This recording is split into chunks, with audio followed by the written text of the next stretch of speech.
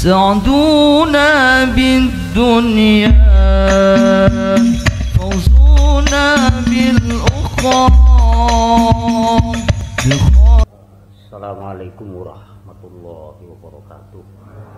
Bismillah, alhamdulillah, wassalatu wassalamu ala rasulillah wa ala alihi wa sahbihi wa mawalah, amma ba'du. Fala hawla wa la quwata illa billah. Hadratul mukarramin Pak Yai Munaim, Pak Aceng, saudara-saudara sekalian, alhamdulillah dalu menika kula kalian panjenengan tasih dipun takdiraken dening Allah Subhanahu wa taala dalam keadaan sehat wal afiat, sehingga kula kalian panjenengan saged muwajahah, saged pepanggihan malih, saged omong-omongan malih. Mugi-mugi muwajahah ingkang sae menika bener-bener ndadosaken setunggalipun muwajahah ingkang manfaat maslahah fiddin wa dunya wal akhirah. Malam ini awake dhewe oleh rahmati Allah Subhanahu wa taala, karena malam ini kula nyuwun napa Pak Munim napa Pak Aceng mangke nambahi wawasan kajenge sampean semangat malih untuk menceritakan napa pengalaman-pengalaman dakwah ahli sunnah wal jamaah yang an-nahdiyah. An-nahdiyah ini penting, sebab secara internasional sengenten itu namung ahli sunnah wal jamaah kali syiah. Jadi an-nahdiyah ini sengenten namung teng Indonesia. Dan kita tahu bahwa an-nahdiyah ini manhajnya Syekh Abu Hasan Al-Asy'ari dan Abu Mansur Al-Maturidi. Kalau niku itu sekarang ini penting sekali bagi kita untuk informasi yang aktual nih, paling boten sing enteng-enteng mawon, dadi gak usah ngomong sing abot-abot. Nggih, mugi-mugi mawon apa yang kita lakukan ini dipun ridani dening Allah Subhanahu wa taala. Fatihah ngene Mbah Ki Saleh Darat, Mbah Ki Nai Banten, Mbah Khalil Bangkalan, Mbah Abdul Karim Banten, Mbah Tim Pandeglang, Mbah Ki Ma'ruf Bunglu, Mbah Abdul Karim, Gus Nawawi, Mbah Ki Marzuki, Mbah Ki Idris, Gus Tohir, Gus Bahru, Mbah Ki Mahrus, Gus Imam Bukum, Mbah Ki Alawi, Mbah Ki Anwar, Mbah Ki Mansur, Mbah Ki Aziz, Mbah Ki Fadil, Mbah Ki Abdullah Jawahari, Gus Maksum, Mbah Ki Abdullah Sirat, Gus Mat, Mbah Ki Jazuli, Gusmi, Gus Munib, Habib Ja'far Syekhon, Mbah Ki Hamid Pasuruan, Habib Muhammad Al-Malki, Syekh Yasin Al-Padami, Syekh Min Qutbi Al-Madani, Habib Ja'far bin Abdul Karim Al-Barzanji, Habib Abdul Rahman Ad-Dibai, Habib Ali bin Muhammad bin Husain Al-Habsyi, Habib Abdullah bin Husain bin Tohir Ahmad bin Hasan Al-Atos, Habib Syekh bin Abu Bakar Salim, Habib Ali Ja'far Haddad Suhada Ulama'il Amilin Awliya Wassolihin fi Jamatura Khoson Awliya Tis'ah, Ma'asis Ma'ahad, Ma'asis Nahdlatul Ulama wa usulihim wa furuhim wa man intasaba ilaihim lahumul Fatihah. Bismillahirrahmanirrahim. Alhamdulillah rabbil alamin arrahmanir rahim maliki yaumiddin. Ya kana dia semua juga alim alqalim amin tengene Pak Yi Damiri, Pak Syekhul Masakus Masamar konco-konco niki sing mati-mati niki kali niki sing teng kertas niki kabeh dirangkep mawon lahumul Fatihah.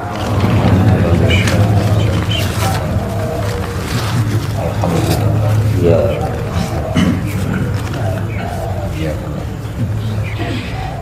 pun niki waktu kula aturaken tengene Pak Aceng atau Pak Munim pun terserah mawon, sing domongne apa ya wis terserah mawon, bebas mawon. Nggih. Wekdal kula aturaken. Nggih.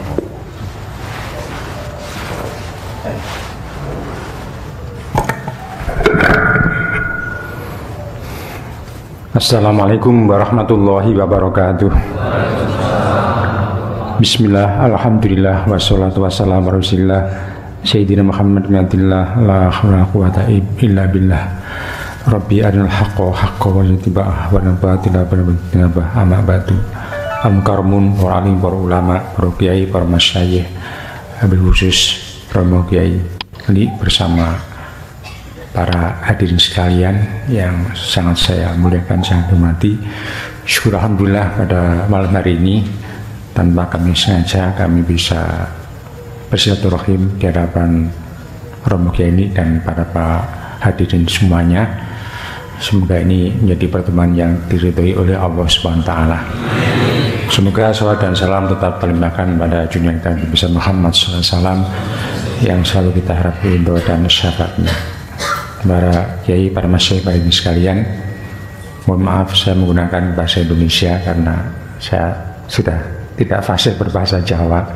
Nanti kalau salah malah berbahaya gitu.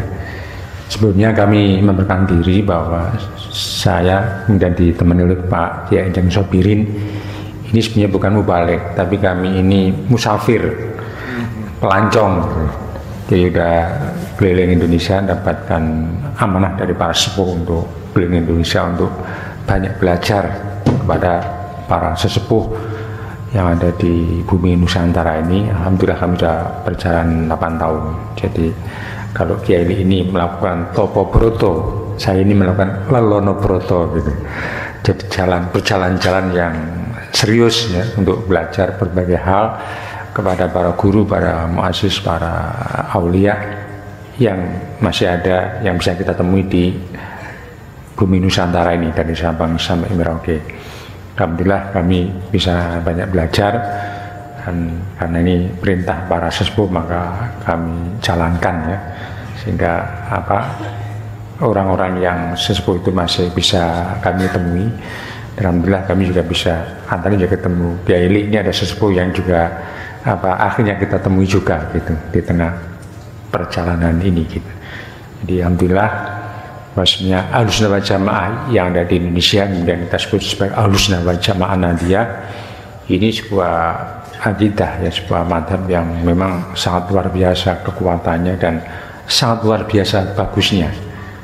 Karena begitu kami setelah mengkeliling, mempelajari, memahami Ahlussunnah wal Jamaah Nahdiyah yang dikembangkan oleh para ulama mulai dari Wali Songo sampai wali-wali berikutnya, dari kerajaan Samudra Pasai, kerajaan Malaka, kerajaan Banten, Demak, Bone, Ternate, Tidore itu ternyata sama. Mereka akan mengajarkan ajaran yang sama, yang itu kemudian jadi perilaku tidak hanya para ulama tapi juga menjadi perilaku masyarakat Indonesia. Jadi perilaku masyarakat Indonesia itu dibentuk, dididik oleh para kiai-kiai dengan cara yang sangat sederhana, dengan pengajian-pengajian seperti ini, dan itu ada di mana-mana. Ini tidak hanya di Jawa, tidak hanya di Kediri, tapi di mana kita temui pola yang sama, ada semacam pengajian ini, dan insya Allah kitabnya hampir sama. Jadi kitab Kutubul Mu'tabarah yang dikaji di Kediri, dan di Aceh, di Riau, di Delhi, di Palembang, di Banten, sampai ke Ternate Tidore, Papua sana itu sama. Karena itu melahirkan manusia yang sama gitu. Bahkan ini di seluruh Asia Tenggara yang disebut Al-Jawi. Makanya dulu ada ulama namanya Syekh Nawawi Al-Bantani Al-Jawi. Karena rumahnya Banten, dia Jawi juga. Ada ulama namanya Syekh Khotib Minangkabau, tapi juga Al-Jawi gitu. Kemudian ada Syekh Sambas, Syekh Ahmad Khatib Sambasi Al-Jawi, Jawi juga, walaupun beliau ini di Sambas ya, Kalimantan. Dan ada juga ulama Syekh Muhammad Al-Fatani Al-Jawi. Jadi dari Patani, negeri Patani Thailand Selatan itu Al-Jawi juga gitu. Karena disebut tanah Jawi ya sekarang disebut Asia Tenggara atau Nusantara itu. Jadi ulamanya sama. Dan ini melahirkan jenis manusia yang sama, yaitu manusia yang rendah hati, tawadhu, kemudian juga ramah tamah, dan juga manusia yang penuh pengertian, penuh toleransi. Ini adalah niat ini dibentuk oleh para ulama terdahulu dan bentuknya seperti yang sekarang ini.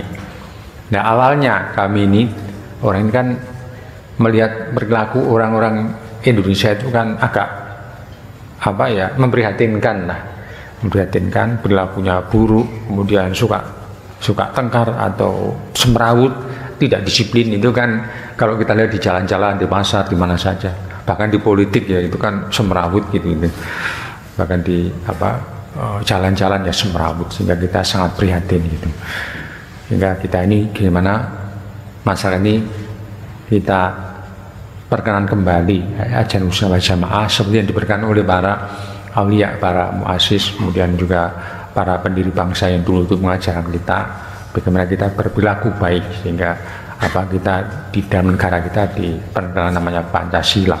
Itu sebenarnya kan juga cerminan dari ajaran Islam Sunnah wal Jamaah, tapi dalam bentuk yang lebih umum, sehingga bisa menjadi pegangan semua pihak, dan sehingga membentuk karakter manusia Indonesia yang baik, manusia yang unggul, dan manusia yang penuh rahmat, penuh kasih sayang. Nah, ini arah ke situ ya ajaran.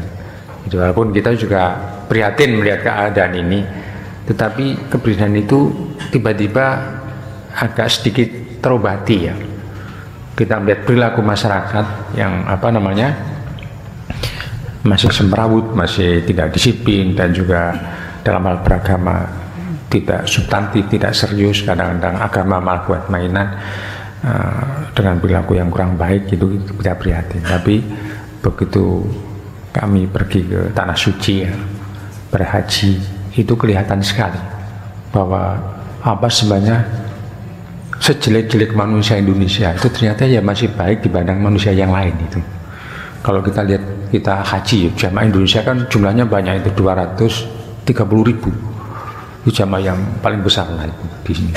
Tetapi selama kami mengamati dalam ibadah haji itu, ternyata manusia yang paling tertib, yang paling sopan dan paling ramah itu ya manusia Indonesia ini gitu, manusia dari Asia Tenggara itu.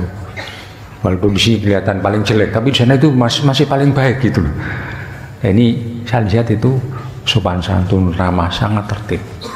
Pernah suatu ketika pengalaman kami di Musdalifah, itu kan wukuf yang sangat sebentar itu.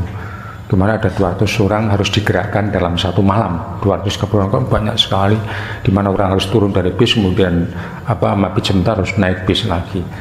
Itu manusia sebanyak 230.000. Itu sangat hening, tidak terjadi keributan, tidak terjadi rebutan, tidak kisruh gitu. Hanya ini membuat kami yang agak prihatin dengan manusia Indonesia itu masih terhibur. Ternyata sejelek-jelek manusia Indonesia, manusia Jawa, Ahlussunnah Jamaah Nahdiyah ini ternyata lebih baik dibanding manusia yang lain gitu.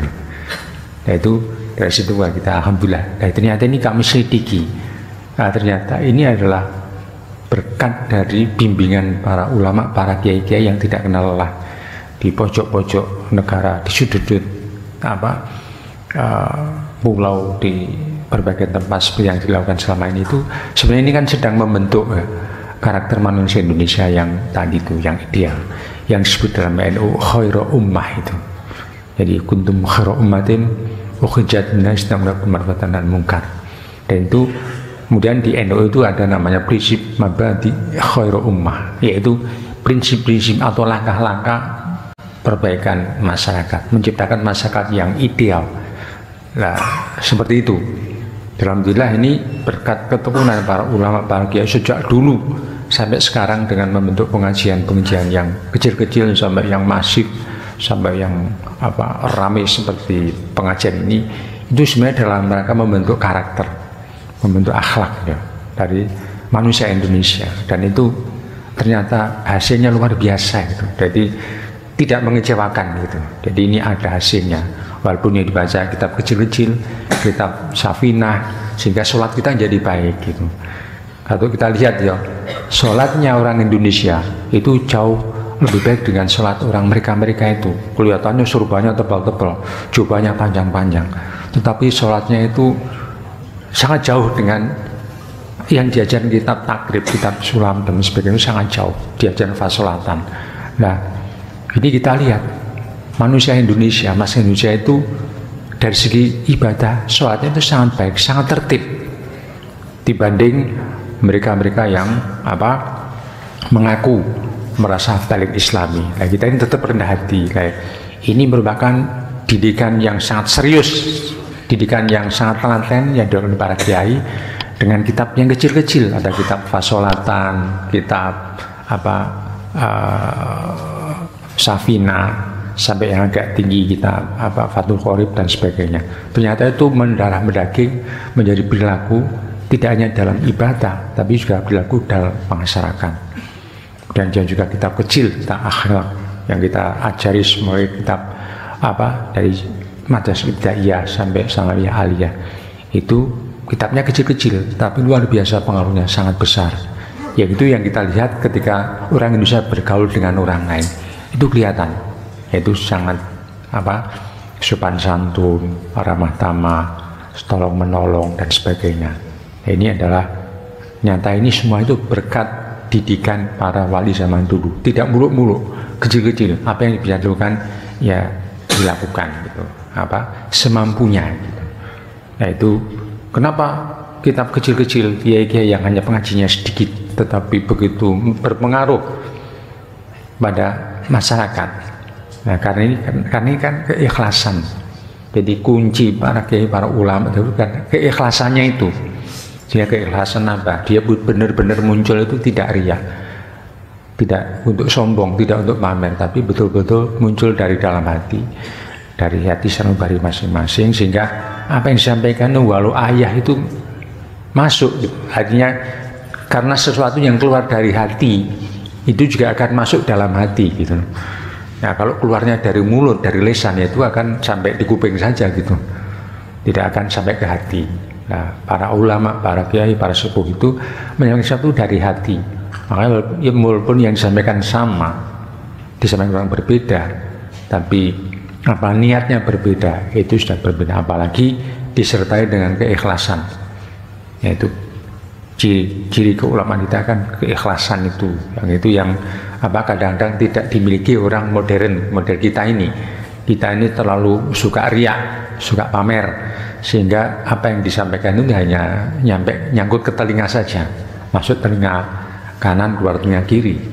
Karena itu biasanya kurang ikhlas. Ya, karena ilmu, amal, ilmu itu tidak ada gunanya kalau tidak diamalkan. Walaupun ilmunya selangit, tapi tidak diamalkan, itu juga tidak ada gunanya. Ilmu bila amalin itu tidak ada gunanya. Tapi walaupun ilmunya sedikit, bisanya hanya baca Kitabul Awam, tapi dipraktekkan, diamalkan, itu pahalanya akan sangat besar sekali, gunanya akan besar sekali. Bacanya Safina, kitab fikih paling kecil, kalau itu diamalkan akan menjadi barokah yang sangat besar. Tapi diamalkan saja tidak cukup, tapi amal itu harus dengan ikhlas, harus dengan ikhlas. Kalau nggak ada ikhlas itu ya nggak ada gunanya. Jadi amal yang muspro, tiwas jengkang-jengkit tapi nggak ikhlas ya, tiwas serius, tiwas puasa kelaparan, atau tiwas sudah kau berhamburan uangnya banyak, tapi tanpa dinyati keikhlasan ya tidak ada gunanya. Dan itu ikhlas itu sangat penting, dan ikhlas itu hanya ada dalam hati ya. Kalau udah ikhlas, insya Allah kita menjadi orang yang ridho terhadap takdirnya Allah Subhanahu Wa Taala. Karena itu orang ikhlas itu cirinya apa? Ikhlas tidak bisa hanya dikatakan saya ikhlas, tidak bisa. Tapi itu akan dirasakan dalam hati kita masing-masing. Yaitu kalau amal kita ikhlas, itu tandanya gampang, yaitu tidak marah atau tidak ngersulo. Kalau di Paidu gak ngersulo gitu, kata namanya ikhlas itu. Misalnya sudah sholat tapi di Paidu sholatnya bacaannya kurang bagus, kurang rajin, macam-macam. Tapi kan niatnya ikhlas ya dibiarkan saja gitu. Karena kita ikhlas karena Allah. Nah, siapa tahu walaupun sholat kita belum baik, tapi karena keikhlasannya ya insya Allah diterima oleh Allah. Begitu juga kalau kita ikhlas, dipuji juga tidak jadi bangga. Karena kalau orang udah bangga itu berarti udah ikhlas, itu butuh pujian dari orang lain. Yaitu betapa pentingnya kita menjaga ikhlas. Karena apa? Karena kita harus ikhlas. Karena sebenarnya apa yang kita lakukan, kita amalkan itu adalah anugerah dari Allah. Itu bukan karena usaha kita gitu, bukan karena kehebatan kita. Semua itu semata-mata karena itu adalah maunah dari Allah Subhanahu Wa Taala yang sedang dikaruniakan pada kita. Maka kalau kita sedang berkesempatan mampu menjalankan amal baik, jangan berbangga diri, kita harus bersyukur. Jadi kita jangan sampai kemampuan yang diberikan Allah kita bisa melakukan sesuatu yang baik. Kita harus berdoa semoga Allah tetap memberikan kita kekuatan untuk melakukan baik dan dijadikan orang yang ikhlas, mukhlasin. Jangan sampai kita jadi Allah orang yang tidak ikhlas, kan itu doa. Agar kita melakukan apa saja itu bisa dengan ringan karena ada keikhlasan, tidak takut dicaci dan juga tidak memohon untuk dipuji. Karena kita ingin dipuji ya karena kita melakukan sesuatu nggak ada yang muji, kan kita putus asa itu. Kalau kita ingin dipuji tapi dicaci, kita nanti akan putus asa. Nah itu berarti tidak ikhlas. Nah kalau ikhlas ya memang semuanya ini karena Allah. Kita hanya menjalankan dan kebetulan sedang mendapatkan ridho dan juga pertolongan hidayah dari Allah. Nah itu harus kita syukuri dan berdoa agar Allah selalu menjaga kita sehingga kita istiqomah dalam menjalankan kebaikan. Nah itu adalah ajaran Ahlussunnah wal Jamaah An-Nahdiyah yang sudah diajarkan oleh para wali sejak zaman dulu, dan itu harus kita lestarikan sampai sekarang. Dan dengan ajaran itulah kenapa kita di Indonesia menjadi manusia yang rukun. Ini yang dikagumi oleh orang lain. Negara lain udah kisruh semua itu, Mesir kisruh, Yaman, apalagi Syria, Libanon juga Afghanistan. Karena ajaran-ajaran semacam sudah tidak ada. Dulunya dianggap sepele gitu, tapi ternyata ini ajaran yang sangat pokok yang ditanamkan oleh para wali kita, para ulama kita melalui pesantren, melalui Jamiatul Ulama itu ditanamkan itu. Dan itu sekarang yang hanya eksis di Indonesia. Di tempat lain itu seperti kalau kelihatan di tanah suci itu bagaimana orang di sana itu sudah akhlaknya udah pada hilang gitu. Ibadah haji tapi sambil marah-marah, caci maki dan sebagainya masih ada. Itu yang dilakukan orang lain. Ibadahnya ya kalau menurut kaidah kita tidak sempurna lah kira-kira begitu. Dengan perilaku begitu juga kesucian tidak mereka jaga. Kemudian perilakunya tidak dijaga. Kemudian penuh dengan kedengkian, juga penuh amarah. Nah itu yang dialami oleh kelompok-kelompok yang di luar Ahlussunnah wal Jamaah. Nah itulah yang membuat dunia ini terjadi gaduh, kisruh, kacau. Nah itu munculnya kelompok-kelompok semacam itu. Nah dari situlah kenapa Aswaja An-Nahdiyah ini perlu kita kembangkan lagi, kita perkenalkan. Alhamdulillah sekarang ini Aswaja An-Nahdiyah Indonesia ini menjadi rujukan dari masyarakat Islam yang lain. Karena kita betul-betul menjadi rujukan. Orang pada belajar bagaimana mengamalkan ajaran agama secara tuntas, tapi juga tidak penuh kekerasan, tidak penuh caci maki, tapi penuh kasih sayang. Itu adanya hanya di Indonesia, Aswaja An-Nahdiyah. Nah, itu ulama-ulama dari berbagai negara itu sedang belajar ke kita. Nah, karena itulah kita sekarang sedang tetap menjaga ini, karena kelompok-kelompok yang hendak merusak ini banyak gitu. Tidak rela bahwa Indonesia itu hidupnya aman, tentram, tidak rela, lalu banyak yang datang untuk merusak ini. Itu kan sekarang lagi kita jaga. Ini orang lain sudah banyak belajar di kita. Alhamdulillah sekarang ini Ahlussunnah wal Jamaah tetap menjadi aliran terbesar di dunia. Maka Nabi menyebut sebagai ini sawadil a'zam, kelompok mayoritas. Karena itu alaikum bisyaratil a'zam. Jadi kemudian ikutilah kelompok besar ini, karena kelompok besar ini adalah ahlul haq, kelompok yang benar. Karena itu adzu alaiha bin nawajih, jadi peganglah erat-erat, jangan dilepaskan, karena ini yang bisa menyelamatkan kita. Atau ini disebut firqah najiyah, kelompok yang selamat gitu. Maka ini Allah menunjukkan bahwa inilah yang selamat. Terbukti di berbagai tempat lain mereka karena tidak memegang Ahlussunnah wal Jamaah, mereka tidak selamat karena saling caci maki, saling tengkar, saling debat, akhirnya terjadi perang, terjadi bentrokan. Yaitu alhamdulillah tidak terjadi di sini, karena manusia Indonesia sudah dididik menjadi manusia yang penuh kasih sayang, penuh penghormatan, karena punya hati, punya nurani yang kuat, sehingga itu yang terjadi dan harus tetap kita jaga. Dan itu yang bisa menjaga adalah para kiai sepuh. Dan alhamdulillah kemarin kita juga keliling ke berbagai daerah, itu masih ketemu kiai sepuh, antara lain ketemu santrinya Mbah Hasyim Asy'ari, bahkan tidak hanya santri tapi temannya, teman mondoknya masih ketemu. Artinya usia beliau itu sudah tua sekali, tetapi karena mereka tugasnya belum selesai, maka beliau belum dipundhut oleh Allah, masih diberi kesempatan untuk menjaga, untuk mendampingi kita ini.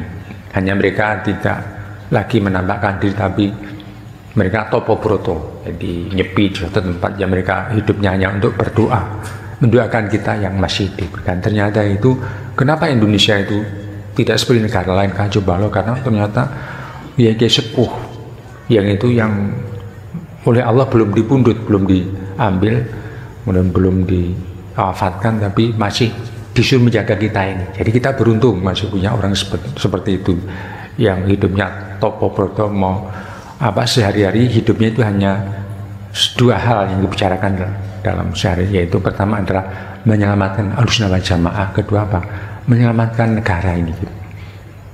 Makanya kenapa negara Indonesia sulit dipecah, sulit dikacaukan, karena memang banyak orang yang menjaga itu. Itu ada orang-orang yang dulu kira-kira adalah turunannya, penerusnya Syekh Subakir yang menjaga negara ini. Nah, ternyata itulah rahasia kenapa Indonesia itu negaranya besar, rukun, dan tetap aman itu. Sementara negara lain kalau sudah reformasi masih pecah belah itu. Rusia negara yang sangat kuat itu ya hancur lebur. Di Eropa Timur itu pada pecah belah jadi negara tercerai-berai. Tapi kita ini walaupun sudah ada reformasi, sudah mau dipecah belah, tapi tetap utuh saja gitu.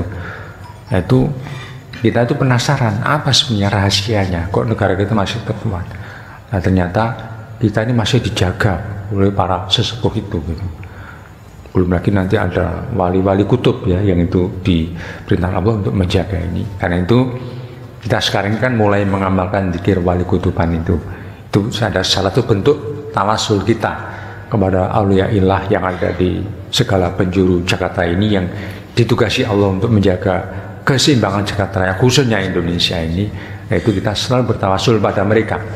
Karena itu insya Allah negara kita masih aman kalau kita selalu bertawasul, karena mereka itu adalah aulia yang memang masih hidup, karena tugasnya berat menjaga kedamaian dunia ini. Kita selalu bertawasul pada mereka, hingga kami berkeliling Nusantara ini alhamdulillah dipertemukan dengan kiai sepuh yang masih bisa membimbing kita, sehingga kita yang awalnya itu nyaris putus asa mau jadi apa kita ini, orang akhir zaman, sudah tidak punya pembimbing. Kalau enggak kita bisa sesat, kita bisa anarkis, kita bisa jadi orang ngawur, enggak punya tatanan. Alhamdulillah ternyata kita masih punya pembimbing-pembimbing yang itu karena keikhlasannya tidak menampakkan diri, tetapi doanya tidak lepas selalu menyertai kita, sehingga kita menjadi masyarakat yang aman, damai, ramah, tamah, kemudian suka tolong menolong, sehingga dengan ada masyarakat seperti kita ini maka negaranya aman gitu, tidak kisruh gitu, walaupun diganggu sama kemari orang yang memprovokasi, tapi sebagian besar masyarakat adalah Ahlussunnah wal Jamaah Nahdliyah, sehingga itu ya tetap aman ini. Ya, karena itulah kita perlu pengajian seperti itu kita lestarikan, kita jaga terus, jangan sampai ada kebosanan, karena justru inilah yang menyelamatkan negara ini gitu, dari gangguan, serbuan, dan provokasi itu. Karena kita tetap tenang, karena kita sering bertemu dengan para ulama yang mengajarkan kedamaian, mengajarkan keikhlasan, sehingga ada provokasi besar apapun ya kita tenang saja, karena kita ini hatinya sudah sudah mantep gitu, kalbu kita sudah mantep, sehingga kita tidak mudah ditipu, tidak mudah difitnah. Maka doa kita adalah selalu Rabbi arinal haqqo haqqo, ya Allah tunjukkan kami yang benar sebagai benar, warinal batilah batilah. Tapi kita juga ketika tahu yang benar minta petunjuk pada Allah agar bisa melaksanakan yang benar itu. Jangan hanya tahu tapi nggak bisa melaksanakan, itu juga tidak benar. Itu hanya tahu benar tapi nggak melaksanakan, itu dosa gitu. Apalagi kita juga berdoa agar kita bisa melihat kejelekan itu jelek, agar kita bisa menghindari gitu. Ini kadang-kadang susah di dunia modern ini, karena kadang yang bagus itu kelihatan jelek, yang jelek kelihatan bagus gitu. Itu kan repot itu. Jadi makanya Sayyidina Ali dawuh bahwa sering itu kalimatul haq yuridu bihal batil gitu. Jadi sekarang banyak katakan yang bagus tapi sebenarnya batil. Contohnya apa? Ada orang yang mari kita perjuangkan negara Islam, berdasarkan syariat Islam, khilafah Islamiyah. Itu kan sangat bagus sekali itu. Menegakkan syariat Islam itu sangat bagus sekali. Nah, tetapi ternyata kata Sayyidina itu yuridu bihal batil itu adalah padahal tujuannya adalah untuk kejahatan itu. Untuk memanipulasi kita. Itu jangan percaya, karena itu sebenarnya mau menjerumuskan kita gitu. Seolah bagus. Itu zaman itu aja Sayyidina Ali sudah bilang begitu. Kalau orang yang mari kita dirikan negara Islam, syariat Islam, Sayyidina Ali tahu gitu, bahwa itu adalah kalimatul haq yuridu bihal batil. Jadi kalimat yang benar, baik gitu, tapi tujuannya itu. Nah, sekarang itu lebih banyak lagi macam-macam provokasi itu, ngajak demokrasi, ngajak gender, ngajak apa, ternyata itu memanipulasi. Makanya kita harus berdoa kepada Allah agar diberi kemampuan melihat yang benar itu sebagai kebenaran, dan juga diberi kemampuan untuk mengikuti, untuk menjalankan yang benar itu. Tapi juga kita memang berdoa kepada Allah agar diberi kemampuan melihat kejahatan sebagai jahat, keburukan sebagai keburukan, tidak keburukan dianggap kebaikan, dan kita mohon diberi Allah kemampuan untuk menjauhinya sehingga kita jadi orang selamat. Maka jadi orang selamat itu paling penting. Nah, tujuan kita adalah mencari fid dunya hasanah fil akhirati hasanah itu. Dan insya Allah dalam aswaja Ahlussunnah wal Jamaah Nahdiyah ini kita jadi selamat ya. Dan terbukti kita ini bersama-sama sudah selamat di dalam negara Indonesia ini. Dan itu kenapa selamat, ternyata tadi itu banyak kiai-kiai sepuh, para aulia yang hidupnya hanya berdoa agar Ahlussunnah wal Jamaah Nahdiyah ini diselamatkan oleh Allah, dan kedua negara ini diselamatkan oleh Allah. Itu wajah doa, wiridnya hanya itu aja, sudah tidak berdoa untuk dirinya sendiri karena sudah selesai. Karena sebelum mereka itu manusia yang sudah seharusnya sudah meninggal, tapi diberi apa, dispensasi, diberi panjang umur oleh Allah hanya untuk berdoa. Dua hal itu gitu. Dan itulah yang dua hal itu yang nanti akan menyelamatkan kita juga, tidak hanya di dunia tapi nanti di akhirat kita juga selamat. Rabbana atina fid dunya hasanah fil akhirati hasanah wa qina adzaban. Itu adalah doa kita, dan itu doa-doa mereka para ulama yang khas itu doanya itu aja, doa sapu jagat itu doa kita, dan itu adalah doa yang selalu diucapkan, dan tinggal itu doa mereka, tidak doa yang lain. Untuk dirinya sudah selesai gitu, karena mereka sudah manusia yang pasrah gitu. Nah, ini alhamdulillah dengan bimbingan para kiai itu, ketika kami menjelajah Nusantara, melakukan apa namanya lelono broto, keliling-keliling jalan-jalan, itu menemukan seperti itu. Dan alhamdulillah kami ini sedang sampai di Kediri kemarin, dari apa, Jambi, dari Riau, dan langsung ke Sumatera, apa namanya panjang itu, Makassar ya. Makassar, kemudian ke daerah pedalaman ada Takalar, ada Waju, ada Parepare, Sopeng. Alhamdulillah di sana kehidupan usia macam yang kayak kita ini ternyata masih lestari, dan itu yang sedang kita kuatkan, karena selama ini juga mulai luntur, mulai lemah dan sebagainya. Dan di sana orang sudah pada lupa, tidak pada ziarah kubur kan? Karena itu salah satu kelemahan kita, orang mulai lemah itu kalau sudah mulai meninggalkan ziarah kubur. Itu ya jadi manusia yang tidak tahu diri, tidak pernah berterima kasih, karena leluhur kita itulah tuh yang membuat kita ini manusia beriman. Leluhur kita adalah kita menjadi manusia yang berpengetahuan, tetapi itu di berbagai tempat sudah mulai dilupakan. Apalagi banyak yang melarang, mengharamkan, membid'ahkan. Nah, itu kita kembalikan, gimana kita hormat pada guru kita, pada aulia, termasuk yang sudah meninggal dunia, itu harus kita hormati. Itu bukti dari syukur kita kepada Allah, dengan kita bersyukur kepada guru-guru kita yang sudah meninggal, kita ziarahi, kita doakan. Akhirnya kita insya Allah dapat barokahnya. Itu dari pojok-pojok kota, pojok-pojok pulau di seluruh Nusantara itu mencoba kita hidupkan kembali, karena udah mulai pada luntur, karena tadi itu diserang, dihina, difitnah bahwa itu bid'ah, itu musyrik, itu dan sebagainya. Padahal maksud kita adalah mendoakan kita sebagai waladun soleh, murid-murid yang soleh dari mereka, santri yang soleh, ya mendoakan beliau Dan dengan itu nanti kita harapkan nanti dunia kita tentram, aman, karena beliau juga akan mendoakan kita. Karena kita tawasul, kita tawaduk pada guru-guru yang ada di mana-mana itu, dan itulah yang mendidik kita semua sehingga kita jadi orang seperti ini gitu. Itu bentuk syukur kita adalah seperti itu, dan kita berguru pada mereka keliling Indonesia. Dan dari Makassar kami yang alhamdulillah bisa nyampe ke sini karena diundang para masyaikh yang ada di Lirboyo, dan tadi ketemu sama Kiai Li sehingga saya diculik untuk dibawa diajak ke sini.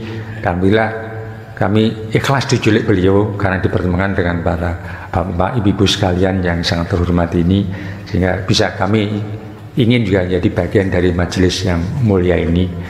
Dan juga kami ikhlas dan juga berterima kasih pada Gusli yang telah membawa kami sini, dan sekaligus kami mohon maaf bahwa kami tidak bisa menyampaikan mauidhah seperti yang diharapkan, jadi hanya sekedar pengalaman kecil yang kami jalankan bersama Pak Anjang Sabit, Pak Adenan yang sedang mendapatkan tugas untuk mempelajari ajaran usaha jamaah Nahdiyah yang sudah tersebar di seluruh bumi Nusantara ini. Alhamdulillah semuanya masih lestari, tinggal kita menggiatkan saja, karena sebagian itu sudah mulai luntur, mulai surut. Alhamdulillah dengan ini kita menghubungkan ulama-ulama yang masih dinamis, ulama yang masih serius untuk membantu mereka yang ada di sudut-sudut pulau, pojok-pojok negeri ini yang sudah mulai luntur. Dan alhamdulillah ini tugas sudah kami lakukan sehingga kami bisa meneruskan ke perjalanan yang lain, karena ini kita juga tidak pulang cepat-cepat karena masih jalan terus saja kemana-mana, tidak hanya di pesantren tapi juga di perkebunan, di daerah sampai ke perguruan tinggi juga berjalan. Dan karena itu kami mohon doanya, didoakan agar diberi kekuatan dalam menjalankan amanah dari para sesepuh, para ulama ini, sehingga ajaran usaha jamaah Nahdiyah yang bisa membawa kita menjadi manusia yang khairu ummah, menjadi manusia yang soleh, manusia yang ikhlas, manusia yang tawakal dan tawadhu, itu benar-benar bisa kami laksanakan dan menjadi akhlak kita semuanya. Saya kira itu yang bisa kami sampaikan. Sekali lagi kami ucapkan terima kasih pada Gusli, Yaili, dan juga para hadirin semuanya, dan sekaligus kami mohon maaf atas kekurangan dan kekhilaafannya. Mungkin Pak Njeng mau menambahkan? Ya, saya kira itu yang bisa kami sampaikan, hanya sekilas sedikit saja dari kisah perjalanan kami menemui para sepuh ulama di bumi Nusantara ini, hingga ini moga-moga juga kita jadi optimis bahwa ke depan kita masih akan, insya Allah oleh Allah akan diberi ketenangan, diberi keamanan, diberi keberkahan, dan moga-moga juga diberi rezeki, dan yang penting itu diberi keselamatan. Tidak hanya keselamatan di dunia ini, dan kita berharap juga nanti kita sudah selamat di akhirat kelak. Ihdinas siratal mustaqim, fa idza faragta fansab wa ila rabbika farghab, wallahu muwaffiq ila thoriq. Wassalamualaikum warahmatullahi wabarakatuh.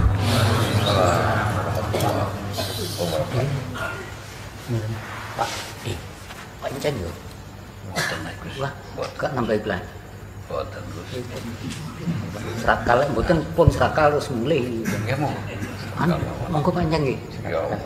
Saiki malah. Ya pun mangan-mangane karo kain.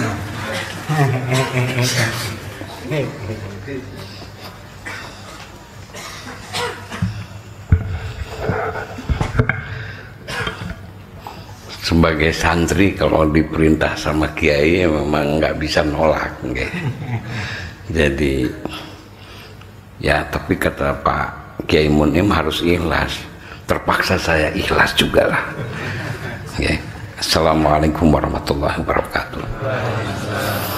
Alhamdulillahirabbil alamin wa bihi nasta'inu ala umuri dunya waddin. Wassalatu wassalamu ala asrofil anbiya'i wal mursalin. Sayyidina wa maulana Muhammadin wa ala alihi wa sahbihi ajma'in, amma ba'd. Para kiai, para masayih, khususan Romo Kiai Gusli nggih. Kita nih santri yang kurang ajar, sama kiai yang penuh karomah seperti Kiai Li ini ya Gusli saja. Sekiranya mohon maaf ini atas kekurangan ajaran ini, sebuah kekurangan ajaran yang dipertahankan terus menerus nih. Kami hormat sehormat-hormatnya kepada punjer yang masih sugeng seperti Gusli ini. Penting kehidupan kita sebagai pengantut Islam Aswaja An-Nahdiyah ini memang punjer-punjer seperti ini itu betul-betul penting walaupun langka. Kita bersyukur masih ada. Salawat dan salam mudah-mudahan senantiasa tercurahkan kepada junjungan kita Nabi besar Muhammad sallallahu alaihi wasallam. Kita berkumpul di sini saya kira tidak ada lain kecuali kita sedang berusaha untuk bagaimana kita mengikuti ajaran Kangjeng Nabi itu, dan mudah-mudahan sanadnya sampai kepada beliau melalui para wali, para ulama, dan seterusnya dan seterusnya, dan kita memperoleh barokah fid dunya dan juga di akhirat nanti.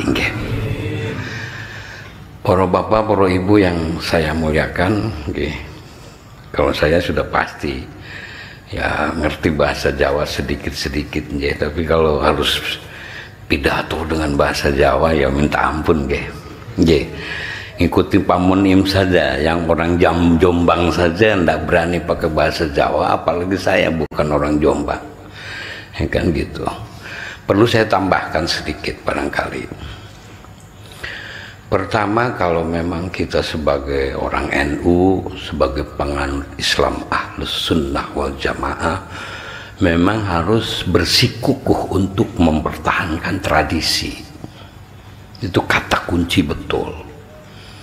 Jangan sekali-kali kita itu kemudian menjadi malu kalau kita diejek-ejek, dihina-dinakan persoalan tradisi.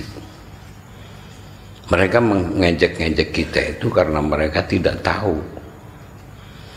Karena yang membentuk perilaku kita, yang menjadi tawadu, menjadi sopan santun, menghargai norma-norma dalam kehidupan itu adalah tradisi hidup kita sehari-hari niku. Sementara mereka yang mengejek-ngejek itu sebenarnya mereka yang lebih hidupnya itu lebih mengacu kepada nilai-nilai yang ada di luar, nilai-nilai barat, nilai-nilai yang sifatnya sekuler, dan seterusnya dan seterusnya.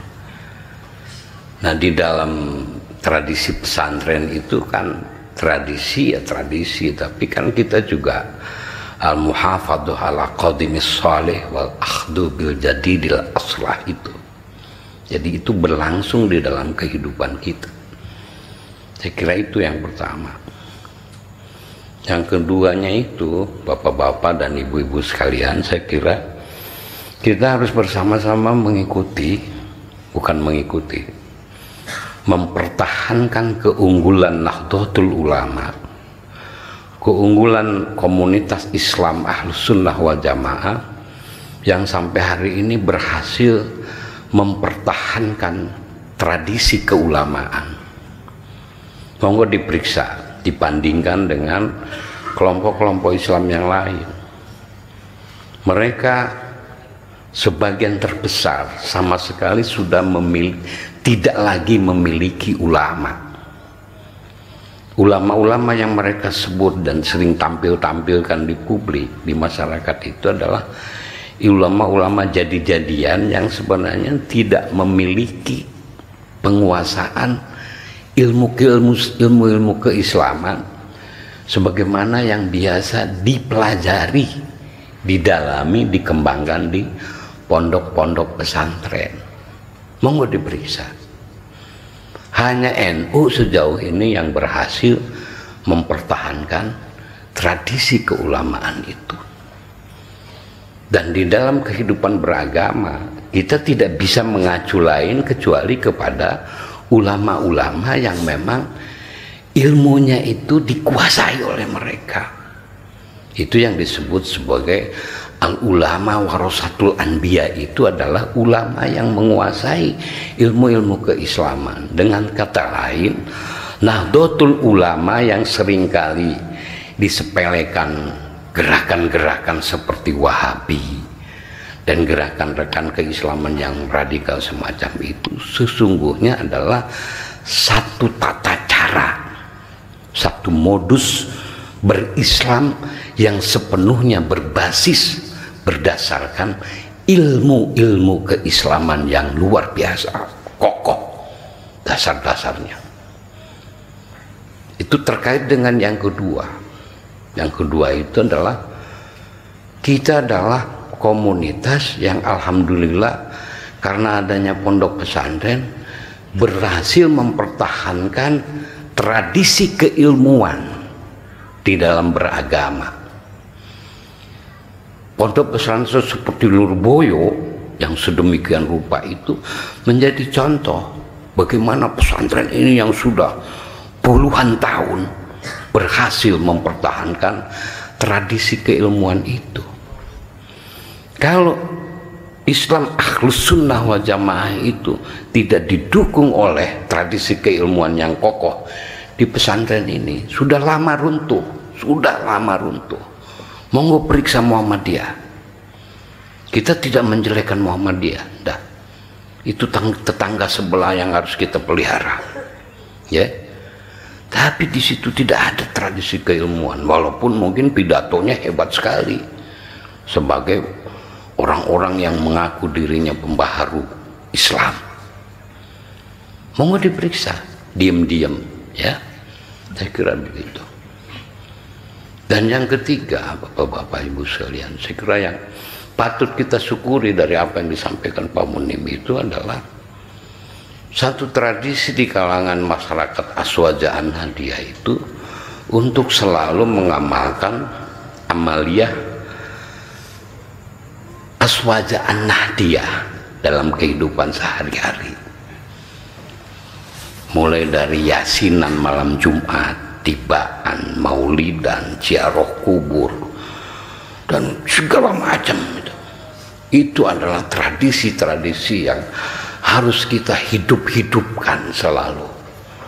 Karena di dalam tradisi itu kita berislam, di dalam tradisi itu kita menunggangkan nilai-nilai kemanusiaan, di dalam tradisi itu kita berinteraksi sesama penganut Islam Aswaja An-Nahdiyah.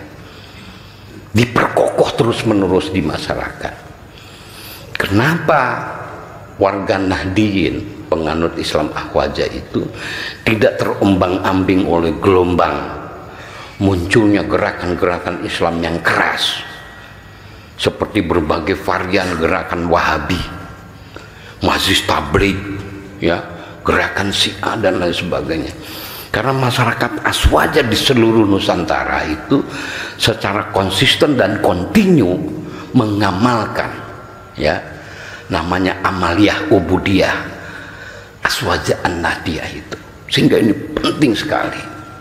Nah, saya kira lebih dari itu kalau misalnya bapak-bapak, ibu-ibu di sini juga berbaiat di dalam tradisi torikoh, itu lebih bagus lagi.